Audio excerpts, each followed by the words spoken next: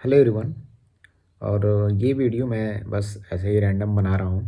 कारण ये है कि बहुत से लोग मैसेज कर रहे हैं एनटीपीसी रिजल्ट को लेकर के। और यूट्यूब पे भी बहुत से जो टीचर हैं, जो लोग बड़े प्लेटफॉर्म हैं उनके टीचर हैं, वो लोग भी वीडियो डाल रहे हैं। तो गवर्नमेंट की तरफ से अगर मुझे लगता है कि रिजल्ट ना आ रहा है तो इससे बहुत ज़्यादा नुकसान हो रहा है लड़कों का। और इन्हें अब जल्दी से जल्दी रिजल्ट दे देना चाहिए। मुझे लगता है कि अभी 2022 में उत्तर प्रदेश में विधानसभा के चुनाव हैं। तो जो यूपीएसआई का जो पेपर है वो नियर अबाउट अब कंप्लीट हो रहा है। तो जब चुनाव आता है तभी ये लोग थोड़ा सा तेज़ी दिखाते हैं। तो हो सकता है इससे पहले अगर ये एग्ज़ाम करा लें तो बहुत बहुत बढ़िया है, क्योंकि कोई वैकेंसी 2019 से निकली हुई है और अभी तक उसका एग्ज़ाम नहीं हुआ है। ये मतलब ग्रुप डी का जो एग्ज़ाम है, और एनटीपीसी एग्ज़ाम पहला फेज हो भी गया। तो इतने दिन लग गए इसके रिजल्ट आने में। तो कई लड़के तो सोच ही नहीं पा रहे हैं कि क्या पढ़ें क्या नहीं पढ़ें। और कई लोग तैयारी कर भी रहे थे तो बीच में छोड़ दिए तैयारी, फिर वो लग रहे हैं तैयारी करने में। इस तरह से उनका कई बार जो है ब्रेक हो जा रहा है प्रिपरेशन। और ये लोग क्या करेंगे कि जैसे ही अभी देखिएगा रिजल्ट निकाल देंगे कभी बीच में, और तुरंत जो है दूसरे फेज का एग्ज़ाम का डेट दे देंगे। तो कुछ लोग जैसे होता क्या, जो कंटिन्यूटी जिनकी ब्रेक हो जाती है वो फिर से वो फ्लो में नहीं आ पाती अगर जल्दी से वो लोग एग्ज़ाम ले लेते हैं तो अगर जितना पहले अगर ये अनाउंस करेंगे कि रिजल्ट का डेट अनाउंस कर दें, या फिर जो CBT 2 का पेपर है वो जल्दी कब कराना है इनको, या फिर ये भी बता दें कम से कम कि ग्रुप डी का भी पेपर ये पहले लेंगे कि एनटीपीसी CBT 2 का पेपर पहले लेंगे। इससे रिगार्डिंग अब नोटिफिकेशन आ जानी चाहिए। इतना ज़्यादा लेट करेंगे ये लोग तो सही नहीं रहता है। और हर लोग जो जो भी लोग मैसेज कर रहे हैं या फिर इंस्टाग्राम पे कहीं भी, तो मैं उनको क्या बताऊँ, मुझे खुद ही नहीं पता है। ऐसा नहीं है कि मैं इस जॉब में हूँ तो मुझे जानकारी रहती है, ऐसा कुछ नहीं है।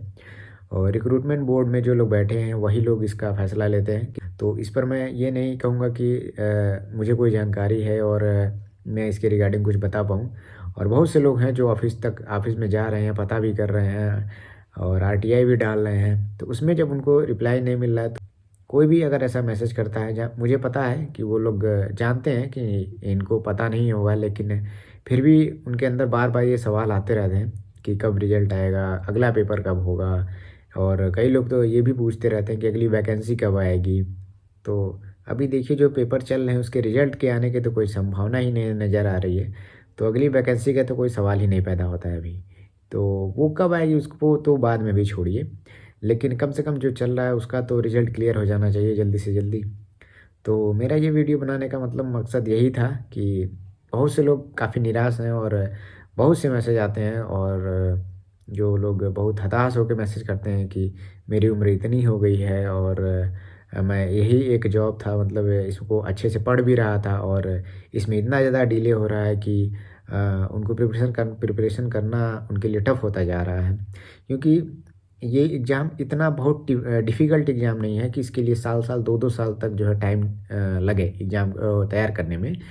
तो इतना ज़्यादा जब एक्स्ट्रा टाइम मिलने लगेगा तो फिर आपकी पढ़ाई उतनी अच्छे से नहीं रह जाती है। क्योंकि अगर आप 2 साल से पढ़ रहे हैं तो जब आपने शुरुआत किया था, अगर उसको रिवाइज़ नहीं किए हैं तो वो चीज़ें ज़ाहिर-सी बात है भूल जाती हैं।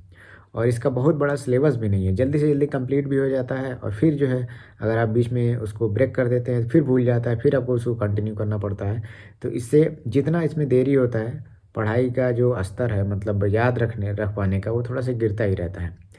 तो जैसे जल्दी से जल्दी अगर रिज़ल्ट आ जाए, मैं बस यही आशा करता हूँ कि रिज़ल्ट जल्दी से जल्दी आ जाए।